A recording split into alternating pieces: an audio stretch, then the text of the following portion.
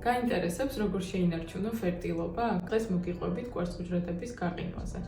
როდის და რატომ უნდა მიმართოთ მკურნალობის ამ მეთოდს? ჩვენებები შეიძლება იყოს სოციალური და სამედიცინო და მოდით ერთად განვიხილოთ. მაგალითად, დროის მენეჯმენტი. მოგეხსენებათ, თანამედროვე ეპოქაში ქალები ორიენტირებულები არიან სწავლა-განათლებაზე და კარიერულ წინსვლაზე, რაც საკმაოდ დიდ დროს მოითხოვს და ეს დრო შეიძლება ძალიან მნიშვნელოვანი იყოს რეპროდუქციული თვალსაზრისით.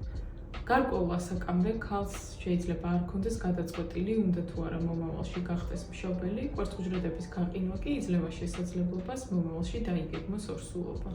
შესაძლებელია ქალს ჰყავდეს შვილი ან შვილები, მაგრამ მომავალში ფერტილობის შენარჩუნების მიზნით მიმართოს კვერცხუჯრედების გაყინვის მეთოდს.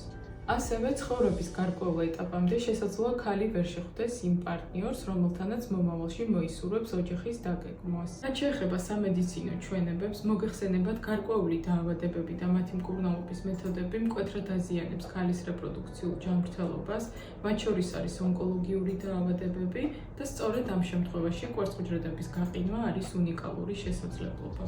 მნიშვნელოვანია, რომ კვერცხუჯრედები იყინება განუსაზღვრელი დროით და მაშინ, როცა პაციენტი გადაწყვეტს ორსულობის დაგეგმვას, გამოვაყოთ კვერცხუჯრედებს მათი შემდგომი განაყოფიერებისა და საშუალო სისხლში გადატანის მიზნით.